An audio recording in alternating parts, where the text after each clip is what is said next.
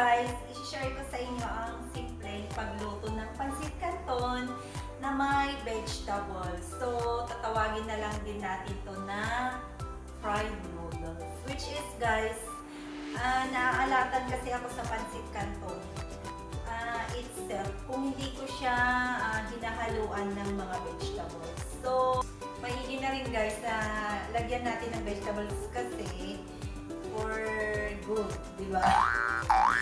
For better at healthier po na pagkain. So, tara let's guys, papakita ko sa inyo ang simpleng fried noodles or pancit canton with veggies. So, tara guys. Pero guys, bago po tayo magpatuloy, sana po ay patuloy niyong tangkilikin ang aking channel at paki-like, share, and subscribe at pakipindot po ang bell button para po ma-notify po kayo kung may mga bago akong videos. So, speaking of bagong videos guys, i-check niyo po yung aking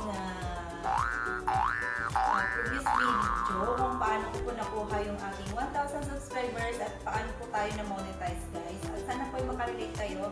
And for the future videos guys, ay maggagawa po ako ng more on tutorials patungkol sa YouTube kung ano yung mga natutunan natin at ina-apply na natin ngayon sa ating channel. Ayan guys, tara, magluluto na po. Oh, eto guys, nag-prepare po ako ng konting carrot at saka parsley. So, bakit po dalawang portion yung aking parsley? So, ito po yung panggisa. Ito po yung ilalagay natin sa toppings.